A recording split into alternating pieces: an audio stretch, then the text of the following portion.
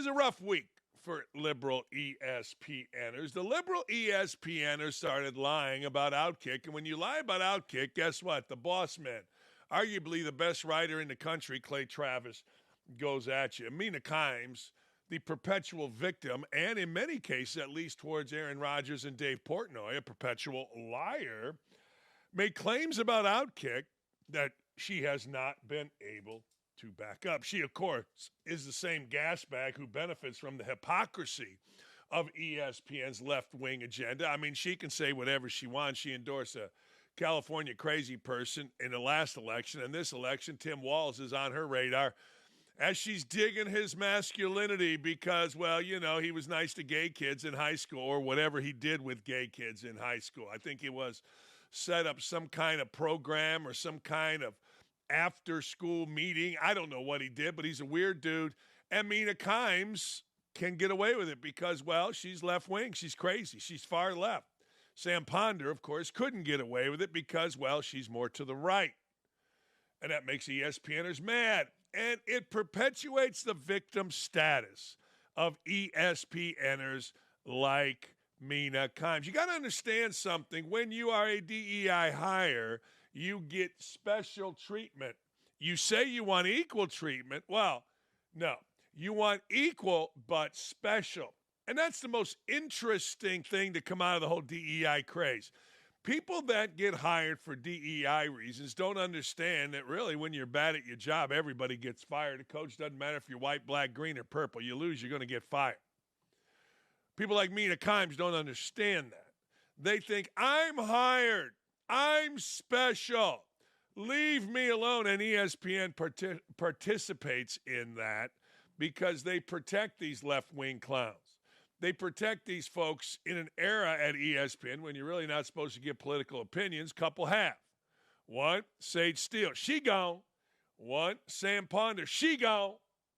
I mean, let's be honest. We all know it. They know it. Everybody knows it because, as Clay so adroitly pointed out, there's not one single person at ESPN, not one, zero, that came out in support of Donald Trump, that has come out in support of Donald Trump. And you're telling me all these high-paid, high-priced executive, all these high-paid, high-priced people you see on TV don't support Donald Trump and his limited taxes even a little bit? My ass.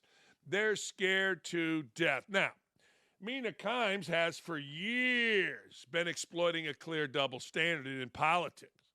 She can say whatever she wants about politics, but her colleagues who support Trump are Muslim. That's bad for ESPN, bad for sports media, artificially distorts the marketplace of ideas, which is bad for our country. Look, what are we, commies?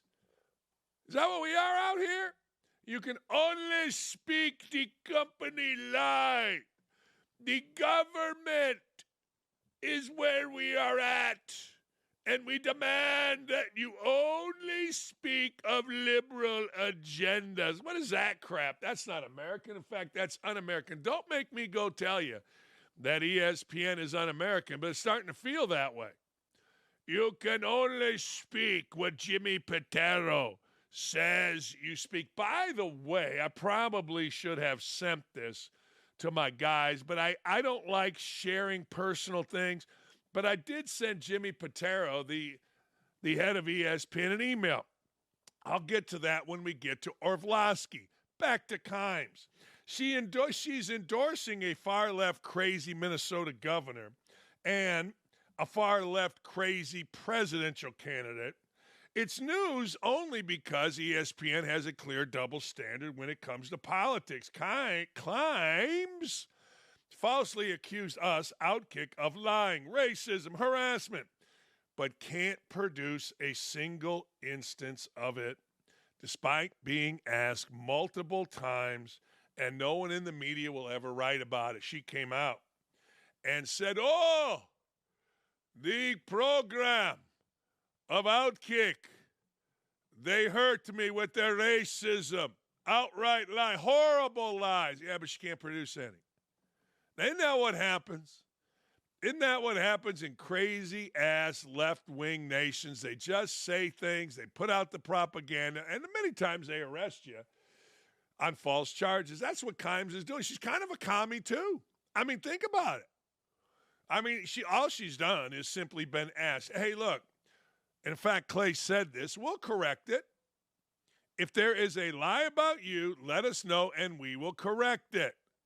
Well, she responded by putting out a bunch of stuff that people said that were mean to her. Obviously, she couldn't make the connection to OutKick, probably more about her lack of insight in the job that she's paid millions for, but I digress. Or maybe it's just general hate across the nation, which we all get. Hell, yesterday I had a former Army vet come at me, called me the R word.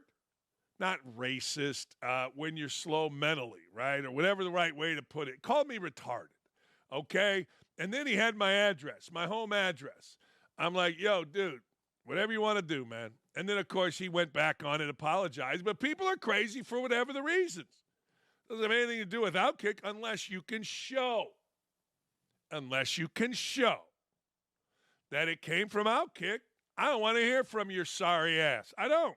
I certainly don't want to hear about football from Mina. She tried to explain something about the Colts. Really, the only NFL team that I know inside out, and she couldn't have been more wrong. But that's Mina. So she falsely accuses OutKick of lying, racism, and harassment, yet cannot produce a single instance of it, despite being asked many times. In fact, Clay put day 4 out yesterday. Hey, it's day 4. We're still waiting. Well, no one in the media is going to write about it because it makes a left-winger look bad. Mina and the right-leaning side OutKick look good. We all know these people lie. Hell, the current presidential candidate from the left had a stage a Doritos commercial with her husband. Like, what are you doing? What are you staging eating Doritos for? Are you that fake? Mina isn't being treated unfairly. She's actually being treated fairly, like all of us. But the world is so tilted to the left in sports media, and she has benefited from that tilt for so long that she equates that fairness as an attack. I've said this forever. Little boys and little girls like Mina have never been in the spotlight. I've been in the spotlight since I was 17 years old and dropped 35 in the state final. All of a sudden, I commit to Indiana. Not a big spotlight, not a crazy spotlight, but it's one I had to handle at 18. She's never been in it. She's like all these politicians and writers. Never been in it, gets thrust in it. Now she thinks she's supposed to be treated special. Here's what Mina did. So they asked Mina all right, for examples. Hi, John. I don't have a comment for you, but I do hope you know that your horrible lies about me have led to racism and harassment towards me and my family for some time now. Please don't ever text me again. All right. Hey, that's fair, man. Don't text me again. You got these lies. Here's what Clay Travis said.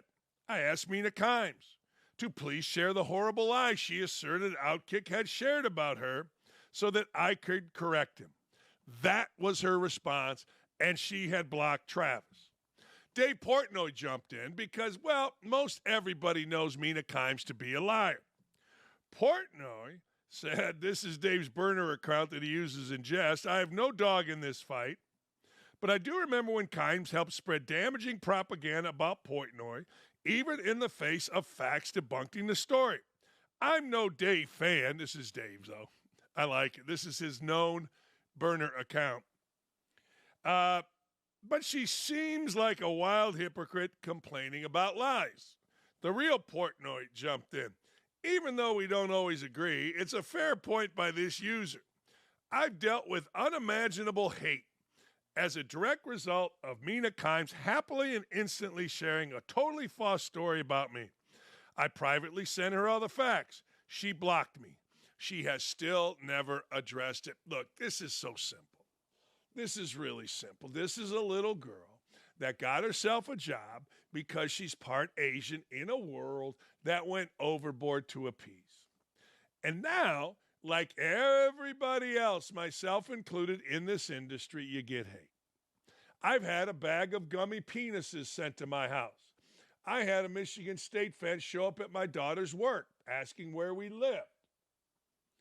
There's a lot of that going on. But Mina Kimes equates it to OutKick. She thought she was getting over on something. She thought she was getting away with something, but because OutKick just simply wants to get to the truth, the head of it, the best writer in America, Clay Travis, said, look, we'll help you. We'll straighten it out. So what did Kimes do? She shared a bunch of hate that she got online and pinned it on OutKick. Of course, none of it was tied directly. Of course, none of it had anything to do with OutKick because OutKick hasn't told outrageous lies. And there's a great article that Dave wrote detailing everything OutKick has said. I said around ESPN, according to the people that I talked to, she's known as being awful. I stand by that. She's known as being a mean girl, self-involved, self-interested. I stand by that.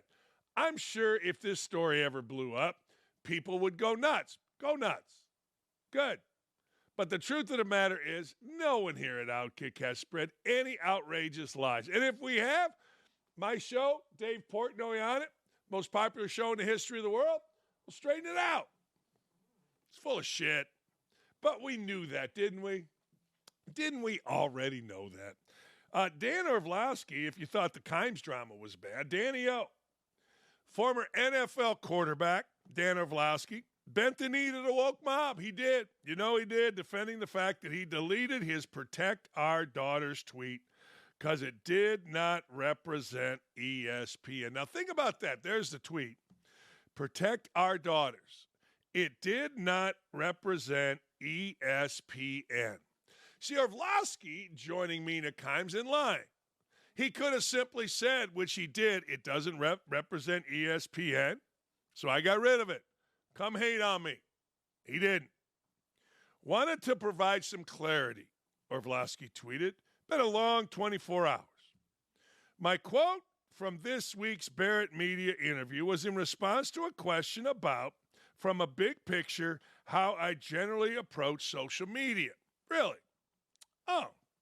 Neither the question nor the answer was centered on a specific deleted tweet from a couple weeks ago. I can see why people would connect those dots, but it's simply not true. Plain and simple. Well, you're lying. I mean, what do you want me to do? I work there. You're lying. You know, I know, we all know, Orlovsky, that ESPN saw that. They put it in connection with the XY chromosome boxers, who they are defending, who they are afraid to say anything or they won't say anything about to offend their company. And you put that out. And ESPN said, whoa. Or you said, whoa. Or your agent said, whoa. Or somebody said, whoa, Dan, don't do that. That goes against what ESPN wants in this argument of transgender boxing, or bigger, the transgender world. I work there. You can BS all of your friends in the media. You can go on camera and do your little prayer again. Good for you. And have everybody say how bold and how strong you are. But what we've really seen is how weak you are. We've really seen that you're a weak man. We've really seen that when you are challenged, you fold. That's what you do. It is. It's what you do. Now, are we mad about it? You're Dan Orlovsky. Who really cares? Seriously, you're inconsequential. You're going to get up there with your little nerdy voice. See, I'm a voicist. I am 1,000% a voicist. I know everything I need to know about people by their voice. 15 years as a talk show host will do that. I can tell when they're bored, when they're happy, when they're eager. I can tell when they're soft. I can tell when they're cowards. And I've always gone by Orlovsky's voice as deep down he's a coward. And I never say that about football players. I don't. I think football players, whether they're quarterbacks or punters or kickers or holders, whatever they are tough dudes. And I'm sure on many levels Dan Orlovsky's a tough dude. But it comes to real character, here's what happens. The guy that gets out in front of everything and prays publicly for show is always going to turn out to be a coward. The guy that gets out there and prays publicly for real isn't going to turn out to be a coward. He's going to turn out to be a man or woman of strength. But I've seen this out of Orlovsky, and I was just kind of sitting there going, yeah, I'm not surprised. If you can't protect our daughters, I don't know what to tell you. In fact, this got me pissed off. I don't get pissed off much, but I'd had enough. Jimmy Pitaro is the president, the Gazda, the head of ESPN. And I saw all of this, and I'm like, wait a second. So I send an email titled, "What is wrong with you people?" It includes Orlovsky's deleting it includes the article of Orlovsky deleting his Protect Our Daughters tweet because it did not represent the views of ESPN, his employer. So I put that in there. I said, Jimmy, as a father of a daughter, stepdaughter, having a wife, ex-wife, and mother, I got to ask, do you people ever look at what you have turned into and get disgusted? As a father, it is our job to protect our daughters.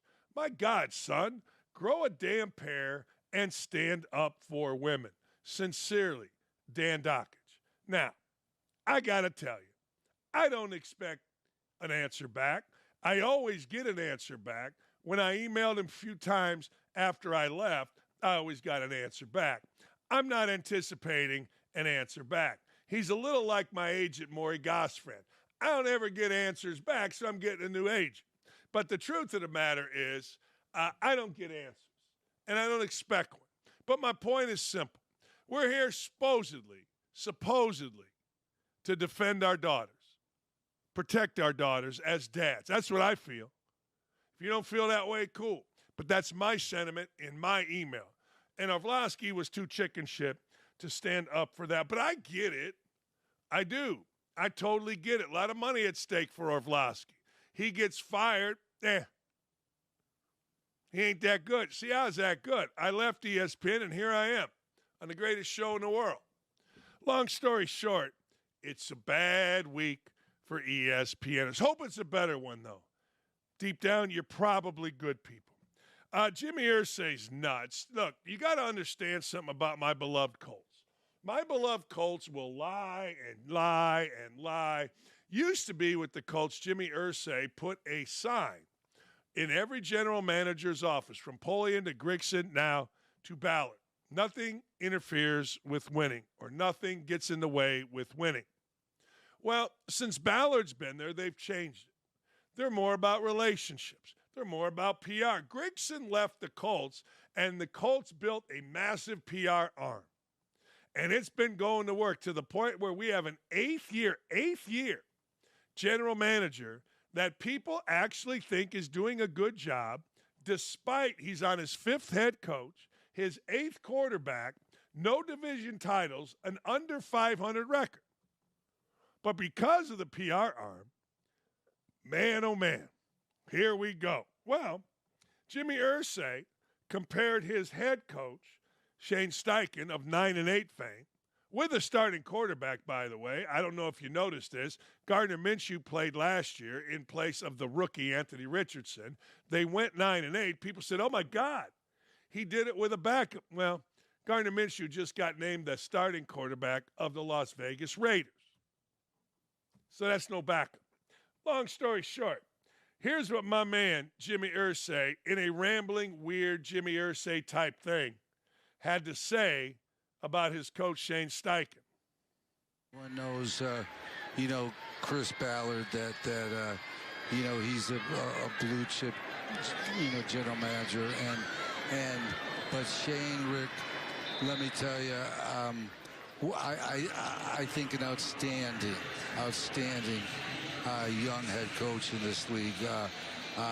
It's remarkable, and I don't know why, I'm not trying to put too much pressure on him, but, Don Shula's name kind of rings a bell with him a little bit.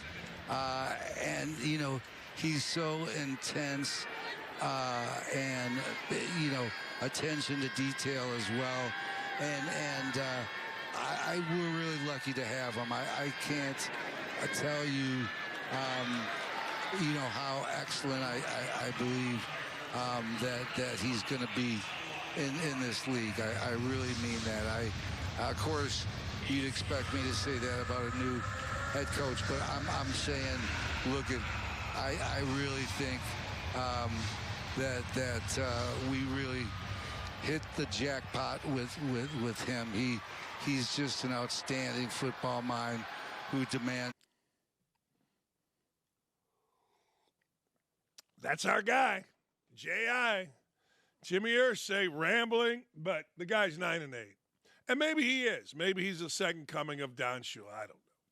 I know this. Our current general manager is in year 8, has an under 500 record, has had 5 head coaches, 8 quarterbacks, and hasn't drafted worth a damn. But in the Colts world of Colts fans, we got cap space that we don't spend. So look, I'm all in on Jimmy Irsay, and Jimmy's right. What's he supposed to say? But here's the deal. Do you hear anyone else talking like this? Do you? There's nobody in the league that talks more than my Colts. There's nobody in the league that gives you more nonsense than my Colts. There's nobody in the league that wins the PR game better than Chris Ballard. We have a saying here in Indy. There are winners, there are losers, and there are survivors. So when you're watching your NFL team, see what your general manager is. Generally, winners stay, losers go, and survivors are exposed. Well, here in Indy, it's totally in survivor mode. The local media in pocket. Whatever you say, Chris, boy, isn't he a great drafter. Really? Who's he drafted? Quincy Wilson? Malik Hooker? No longer with the team. Ben Banigou ahead of DK Metcalf. Paris Campbell ahead of Terry McLaurin. Huh. Interesting. A guard 6th that hasn't been very good over Josh Allen. Huh. Did not know that Andrew Luck was thinking about retirement. I knew it. Mike Greenberg reported it. Colts didn't know it. Allowed Andrew Luck to go snowboarding and leave the team in season where he had to be lifted off a mountain. It's a weird world here in Indianapolis. I don't know why I'm the only one that gives it to you straight. I have no idea, but I do, because I don't need Jimmy Irsay. I buy my own season tickets. I don't need to sit in the press box with a bunch of dolts, D-O-L-T-S, not Colts, not dorks, well, dorks, and sit there like I know what I'm doing. I know what I'm doing. Winners, losers, survivors. Last thing for your team. Do yourself a favor. Never F with winning. Colts hadn't had a losing season in 5 years. Chuck Pagano was awful. Ryan Grigson covered for him. They went 6-3 without Andrew Luck, they did. Think about this. They fired Grigson. Guess what? They effed with winning. Haven't been any good since. Haven't won a division since Grigson went 10-0, won the division 3 times. You say it's Andrew Luck. They went 6-3 without him. They won games with Ryan Lindley coming out of an Uber car because they had some toughness. Pay attention to this with your NFL team as well. How often do they talk about toughness? Do they talk about winning and toughness more than they talk about anything else? They don't do that here in Indy. If your team does, you got a chance. If your team doesn't, you're Indianapolis. Not the Indianapolis of Peyton Manning. No. The Indianapolis of freaking, well, what's the right word? Now, there you go. See, even my ex-wife, happy Monday, LD, how far are you from the United Center where the DNC is taking place? That's right. How far are you? Because the DNC is in town, and you don't want to be anywhere close to that. Boarded up buildings, police presence everywhere. This is something I no longer care about, and I'm going to explain why. Jim Tressel worries the transfer portal won't allow growth through toughness and hard times. Yeah, it's over, Coach. Coach, come on, Beb. I mean, you're not the one really to talk. I know what was going on at Youngstown where you had a notary public stamp in your desk. I know. Don't act all high and mighty. You've made a career out of acting all high and mighty, and I've kind of dug it. Going through the hard times is what builds you. I remember Brian Hartline coming into my office and saying, Coach, I should be playing. You can't redshirt me. I said, well, no, Brian. You missed your senior year of high school. You had a broken leg, but you're going to be a really good player. No, Coach, I'm better than those guys. You're better than Santonio Holmes. You're better than Tenny Gitt. You're better than Anthony Gonzalez. You're better than Brian Rubisky. If there was a transfer portal, Brian would have left. Well, yeah, but those days are gone. I mean, something that happened 20 years ago, yeah, nobody wants to hear. I mean, what you are doing is the proverbial Jim Croce song, don't pee into the wind. You don't pull the cap off old mountain, and you don't mess around with Jim. No, you don't pee in the wind. And anybody that's saying, well, I miss the hard times, going through the struggle, you're just whipping it out and urinating in the wind because it don't matter. I'm one of those guys that believes what Tressel's saying, but I'm also a pragmatic. It don't matter.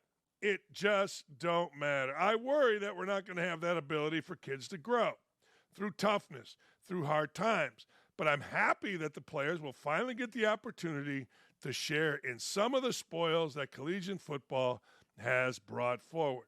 Yeah, he's happy that they're going to cash in. Don't blame him. Most people are. Me, don't care. I wish I'd have been around. I wouldn't have turned down $600,000 like those guys at Colorado State allegedly did. I'd have made my $5,000 and been very happy with it. We'd have gone to Duff's on Sunday and it'd been my treat. Problem with me is when I get money in my pocket, I buy for everyone. That ain't good. That's not a sound financial decision. I wonder how many of these clowns that got a little money in their pocket are buying for everyone. I don't know. In the same vein, Oklahoma State football coach, that noted philosopher, Mike Gundy, he wants to make it clear to his players that NIL negotiations are done, over, until the season ends. Good for Gundy. Here's Gundy. That's what I told the players. There's no negotiating now. Portal's over. All negotiations history. Now we're playing football. You can enjoy just coaching and playing football. Conference and a 12-team playoff, and everything being so different, just the newness of it all. Yeah, and you know the business side of what we do now is we have to have those conversations with them. You know, tell your agent to quit calling us and asking for more money. It's non-negotiable now. Going to start again in December. So now we're able to direct ourselves just at football, and that part is fun because there's been so much other stuff going on. It's been hard to really focus on football. There you go. There you go. Yeah, I mean, hey, fellas, stop having your agent call. You know, here's what's happening. Guy catches a couple balls in a game, the agent calls. Guy catches a touchdown, the agent calls. That's what happens. That's what's going to happen. That's what is happening. See, look, that's the world of football. Does it change? Never. The only thing that's going to change is this. The only thing that's going to change is more money, more money, more money. They might put some parameters on the free agent. They might. That's fine. Do whatever you need to do. But it ain't going back to where a guy's going to stay through the hard times. 1 out of 100. You know what? And let's not pretend. Let's not pretend that guys didn't quit then either. Over a third of players were quitting back then. Let's not pretend that it was all pristine back before the NIL portal. Let's not do that. Oh, boy. Here she comes, Kamala Harris. Kamala Harris is talking again off script. Kamala Harris serves up a fresh word salad as she describes the duality to the nature of democracy. I think she sounds a little hammered. I always thought she sounded a little hammered. Now, everyone's assured me that it's not hammered. All right, pills? What? She's not that dumb. Seriously. They took the teleprompters off the podium for her to speak freely, and it went exactly how you figured it would. Our election is about understanding the importance of this beautiful country of ours in terms of what we stand for around the globe as a democracy. As a democracy, we know there's a duality intact. What it does for its people to protect and defend their rights, their liberty, and their freedom. Incredibly strong and incredibly fragile.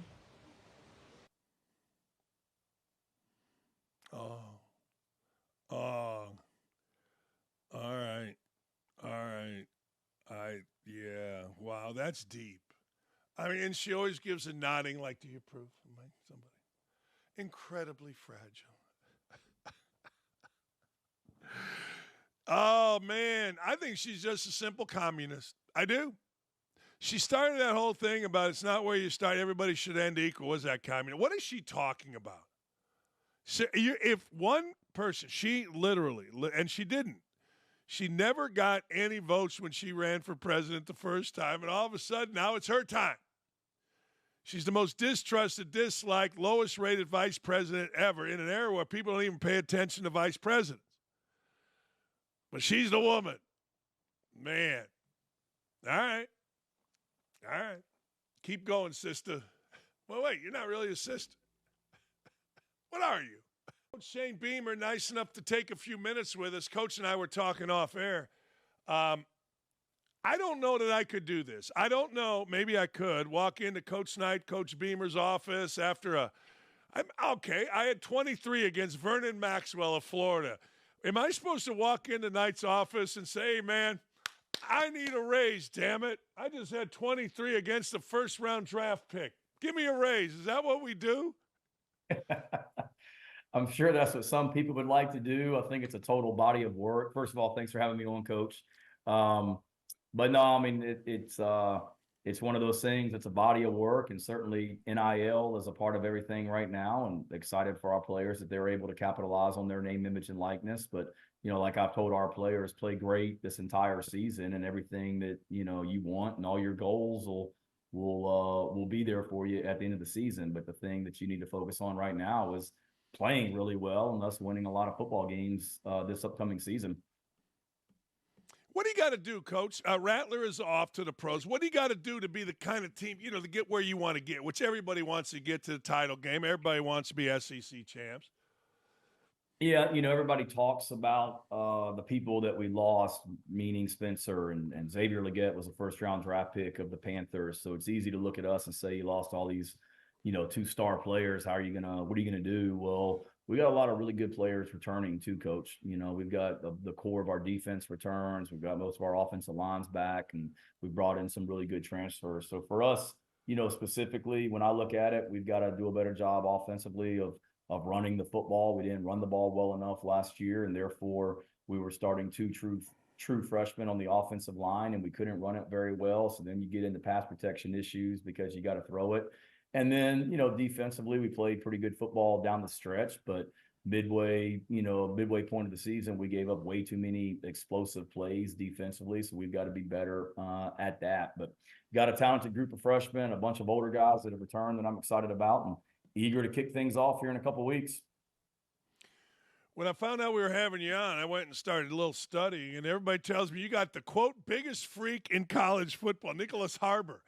6'4", 290, whatever, 240, Olympic sprinter. Is it, in the world of transfers and playing against older guys, is it more difficult? But guys also train better now than back in the day. Is it difficult or more difficult? Is it easier for a freshman 19 years old to come in and play? Where are we at with all that? Yeah, great question. Maybe in some ways, you know, I still think my dad used to always say this when he was coaching, and I still believe it, that the farther away you are from the ball on the snap, it's easier to play as a freshman. In other words, receivers, DBs. When you start talking about offensive linemen and defensive linemen, particularly in this league where you're facing first-round draft picks every single Saturday in the SEC, it's hard for a true freshman. And we saw that last year. We started a true freshman left tackle, and we started a true freshman guard, and they battled their butts off, but it's tough in this league as well. But I do believe now a couple things, just the training these young guys get coming out of high school, the high school programs, the weight programs, they're probably a little bit more developed in a lot of ways. And then also, you know, so many of them nowadays, Coach, they graduate high school early. So we have them here for spring practice. Our entire freshman signing class, every single one of them was here for spring practice except for 3 guys, a running back, a tight end, and a defensive back. So we had the whole freshman class. They've been here since January. So that helps them as well. Then the NCAA allows us to do a little bit more with our players in the summertime than what you were able to do as a college coach when you were coaching basketball in college. We can do more with them in the summertime. So that gets them a little bit more ready to play maybe in the past. But still, though, when you're an 18-year-old going up against grown men in this league, I don't care how long you've been here or how much you were able to do in the summer, it's stuff gets real pretty quickly. Yeah, that's a great line. The farther out you are, I've always said this, my respect for football players is immense, man. It's like, basketball, we're all kind of frauds, fall down, we get hurt. Football players, you could get killed out there, right? That's why, let's be honest, basketball guy can come in at 15 and go play with older guys. Football, not so much. So when you look at a guy like Harbor, what are your expectations for him? Yeah, he's a guy that you're right. God gifted him with a lot of ability. He's 240 pounds. He's got he's a world-class track athlete, could have potentially run in the Olympics this summer, can run. But more important than that, he is a great young man that works really, really, really hard. And we just finished up preseason camp. School starts here at Carolina this week. And during the preseason, we start each day with a 7:30 a.m. team meeting. And most mornings, Nick was in the indoor at 6:15 a.m. with our receivers coach, just trying to get some extra work to be ready for the day, learning what to do. Because he'll be the first to tell you that there's so much more to playing receiver than just being big and fast. There's a lot to it. There's run blocking. There's understanding coverages. It's how to get off a DB being in your face at the line of scrimmage, all that stuff, how to run routes.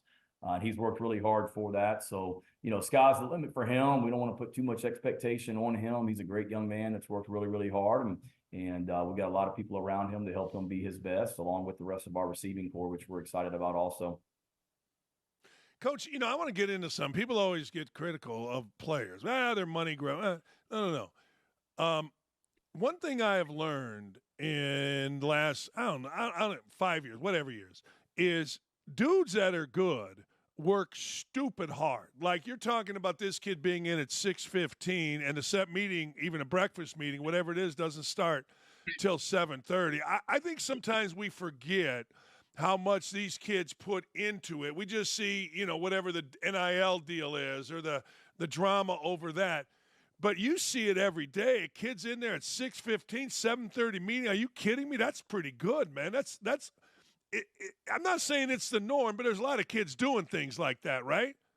No, it's great. There's so much, you hear a lot of the negative about college athletics now because of the portal and the NIL, but there's still so much great going on as well. He's a great example of it. Xavier Leggett, who was our all-conference receiver last year that was a first-round pick of the Panthers, he's the embodiment of that. You want to talk about a guy that did nothing but just work all last season and go from being a guy that was fairly unknown outside this building to being a all-conference receiver and first-round draft pick in a year.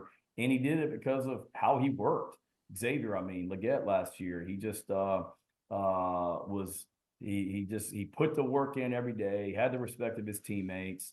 At the end of the last season, Coach, I polled every single one of our players and I asked them multiple questions, but one of the questions was, who do you admire most in our program, player or coach, and who's the hardest working player in our program as well? And Xavier Leggett was the number one answer on both of them in regards to who the team admired the most and who worked the hardest. And they saw that with their own eyes, and he became a first-round draft pick because of it. He gets drafted by the Panthers on a Thursday night, literally every single day that week leading up to the draft last April. He's in our weight room with our strength coaches on Monday morning, Tuesday morning, and Wednesday morning, goes to the draft or gets drafted on Thursday night.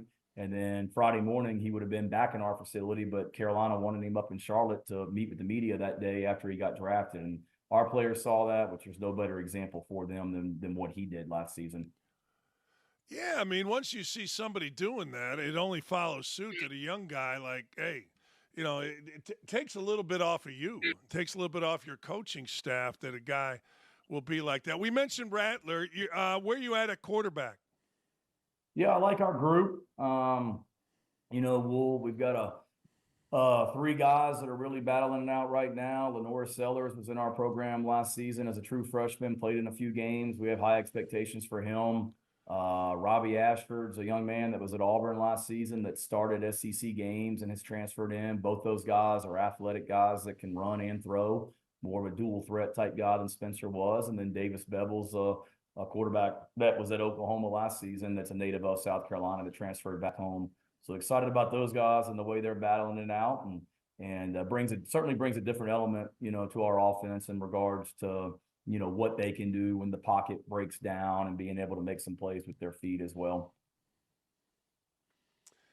Coach, I always get fascinated by this. I do.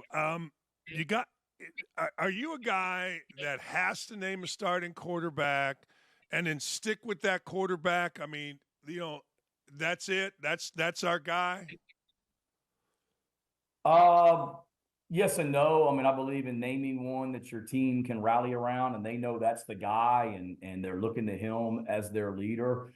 But competition is a core value of this program, Coach. And I tell our players every single day that, every decision I make is always going to be what's best for our program. And we're always going to compete throughout the season. So I don't believe in saying, not just at quarterback, but at any position, okay, this guy's the starter game one, so he's automatically the starter for the next 11 games, no matter what he does.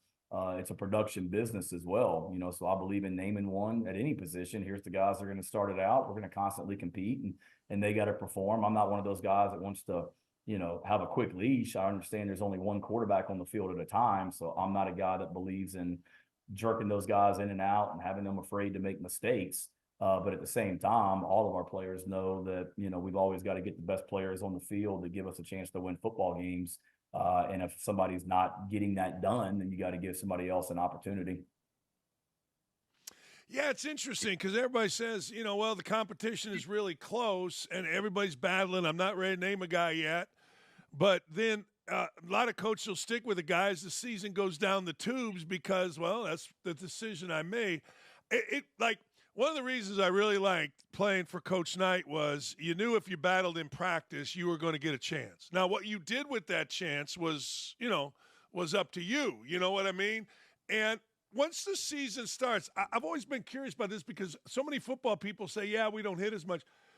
How does a guy elevate himself, not at the quarterback position, I'm just saying any position. How does a guy elevate himself when maybe you're doing less from second string to get a chance at being a starter once the season gets going?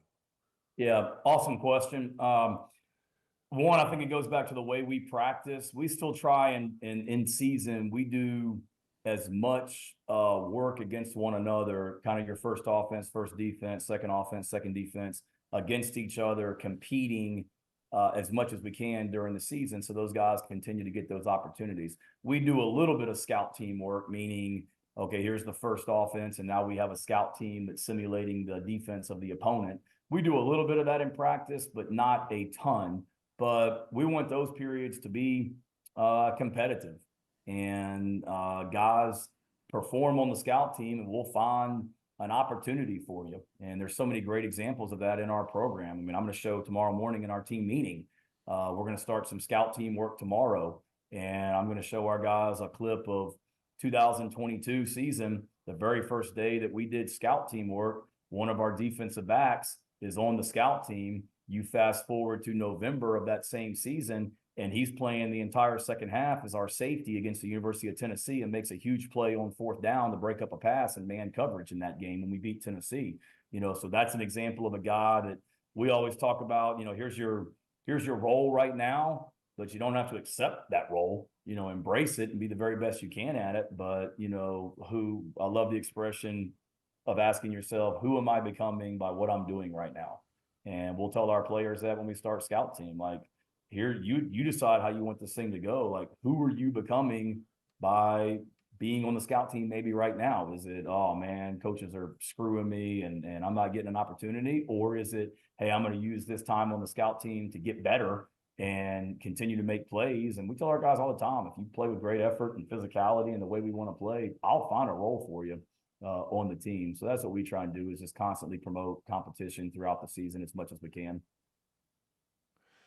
Is being an SEC head coach fun? Yeah, I mean, there's certainly moments where you're like, Lee, I wonder if Coach has has a role for a co-host on his show or something. I mean, it's it's uh it's certainly different than it's ever been. I still laugh. I probably have told you this story before. I got hired on a Saturday night in December, and the very next morning, on Sunday morning, I got a phone call from a fellow SEC head coach. He's still a head coach in the SEC right now, and this was 2020 with COVID. And he called me and he's like, "Hey, congratulations on the job. Just so you know, you just became a head coach in the worst possible year to ever be a head coach, but it's about to get better and all that's behind us." And he was referring to COVID, but little did we know what was coming in regards to the transfer portal and the NIL.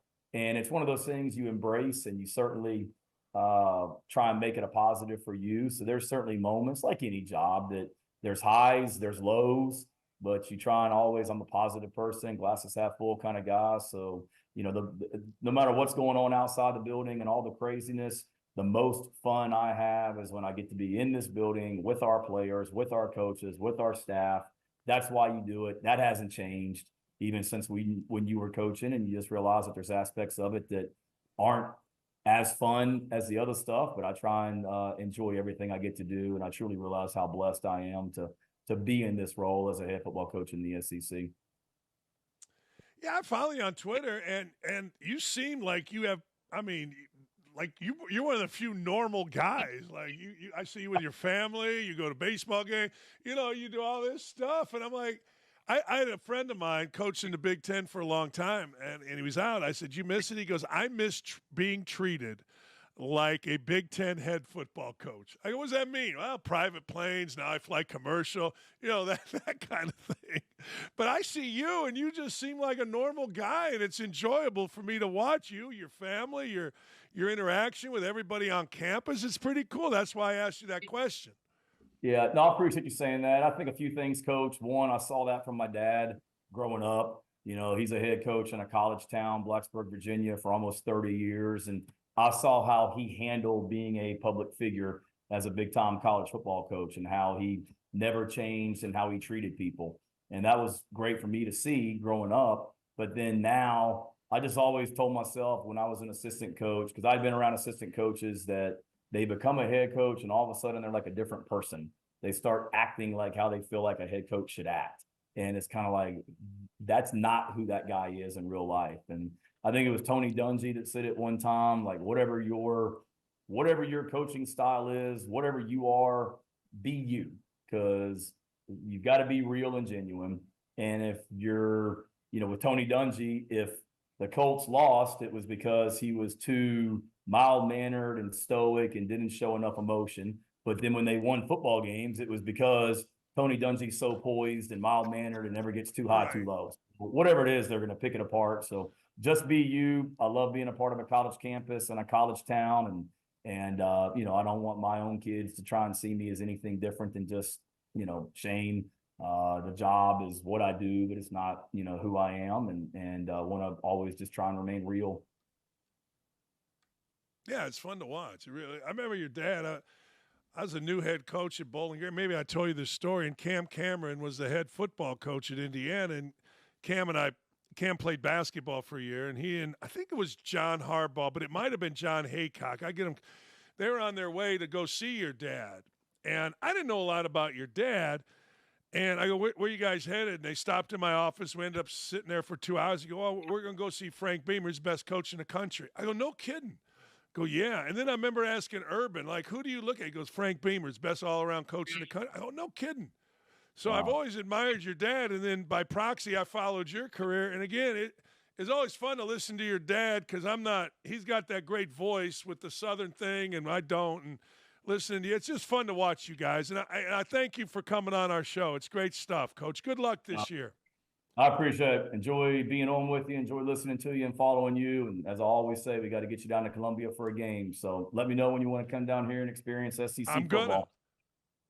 I'm going to. Don't make offers like that to me, because my wife and we got nothing to do. Everybody's out of the house, Coach. So you will be getting a call from the Dakich. Thank you, Coach.